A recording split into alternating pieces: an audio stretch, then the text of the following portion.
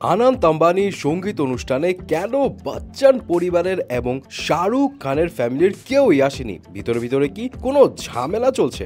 এদিকে করণ জোহর এমন এক রোগে আক্রান্ত যে রোগের কারণে নিজের শরীর নিজেই পছন্দ করে না সে। অ্যান্ড ফাইনালি থাকছে ডাক্তারি জ্ঞান দিতে গিয়ে তোপের মুখে সামান্তা। অনেক ডাক্তার বলছে তাকে জেলে ছুঁড়ে মারো। কি এমন শেয়ার করলো সেটাই বলছি। প্রথমে আসি বচ্চন আর এসআরকে ফ্যামিলির কাছে। তো আনন্ত আর রাধিকার সঙ্গীত অনুষ্ঠানে তো অনেকে এসেছেন, যেমনটা সব সময় হয়। বলিউডের সব চার তারাদের ছড়াছড়ি ছিল একই ছাদের নিচে, কিন্তু আম্বানি ফ্যামিলির খুবই ঘনিষ্ঠ বলিউডের শাহেনশাহ অমিতাভ বচ্চন আর বলিউড কিং শাহরুখ খানের ফ্যামিলি থেকে সারপ্রাইজিংলি কেউই অ্যাটেন্ড করেনি সঙ্গীতের প্রোগ্রামে, যেটা নিয়ে নেটিজনদের মধ্যে কানা খোসা অলরেডি শুরু হয়ে গেছে। তাহলে কি ইন্ডিয়ার রিচেস্ট ফ্যামিলির সাথে শেষ পর্যন্ত ঝামেলা বাঁধলো এই দুই সুপারস্টারের? না, আসলে ঘটনাটা মোটেও সেরকম না। গণমাধ্যমের কিছু রিপোর্ট থেকে জানা গেছে যে ঐশ্বরিয়া মেয়েকে নিয়ে হাজির হননি, কারণ হচ্ছে ট্রোলের ভয়। কারণ রিসেন্টলি যখনই ঐশ্বরিয়া মেয়েকে নিয়ে কোথাও হাজির হয়েছে, তখনই কেউ না কেউ কোনো না কোনোভাবে তার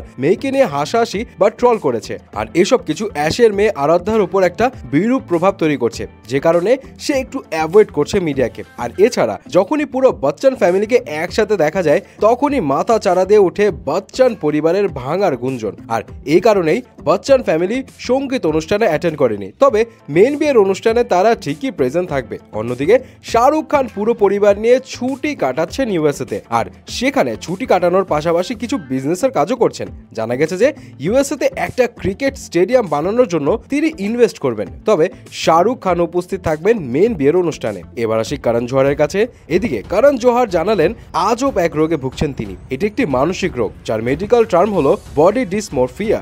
এ রোগে করণ ভুগছেন সেই 8 বছর বয়স থেকে। এর কারণে করণের নিজের শরীর নিজের কাছেই অসহ্য লাগে। করণ জানান তার নাকি সবসময় মনে হয় সে অতিরিক্ত মোটা, এমনকি রেগুলার ওয়ার্কআউট করে শুকিয়ে গেলেও নিজেকে মোটাই মনে হয়। তাই সবসময় ওভার সাইজড মানে ঢিলে ঢালা জামা কাপড় পরে তিনি ঘোরাফেরা করেন। তার নাকি নিজের শরীর আয়নায় দেখতেও বাজে ফিল হয়। কারণ এমনও জানিয়েছেন যে এই বডি ডিসমরফিয়ার কারণে তিনি কারোর সাথে অন্তরঙ্গ মুহূর্ত কাটানোর সময় ও ঘরের আলো নিভিয়ে রাখেন, যাতে তার পার্টনার তার শরীর দেখতে না পায়।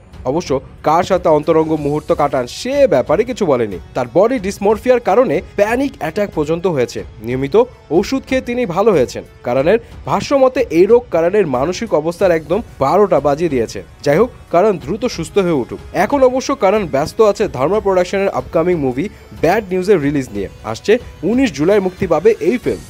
ফাইনালি আসি সামান্তা রুৎপ্রভুর কাছে। রিসেন্টলি সামান্তা পোস্ট করেছেন একটা ছবি। ফুসফুস জনিত সমস্যার কারণে তিনি হাইড্রোজেন পারঅক্সাইড নেবুলাইজেশন ব্যবহার করছেন, এবং তিনি যে রোগে ভুগছেন সেই রোগে এই ধরনের চিকিৎসা অন্যরাও নিতে পারেন, এমন একটা পোস্ট করেছেন। আর এতেই সামান্তার ওপর চড়েছে এক ডক্টর। সে এমনও বলেছে যে না জেনে ভুলভাল চিকিৎসার পরামর্শ মানুষকে দেয়া থেকে সামান্তাকে বিরত থাকতে। অনেকে বলছে সামান্তাকে জেলে ছুঁড়ে মারার কথাও, কারণ তিনি নিঃশ্বাসের সাথে যে কেমিক্যাল নিচ্ছে তা শরীরের জন্য অনেক ক্ষতিকর হতে পারে। তবে এসব কিছুর জবাবও দিয়েছেন সামান্তা, এবং জানিয়েছেন তিনি যে চিকিৎসা নিচ্ছেন সেটা নিজে নিজে বানাননি, একজন বিশেষজ্ঞ চিকিৎসকের পরামর্শ নিয়ে ট্রিটমেন্ট নিচ্ছে।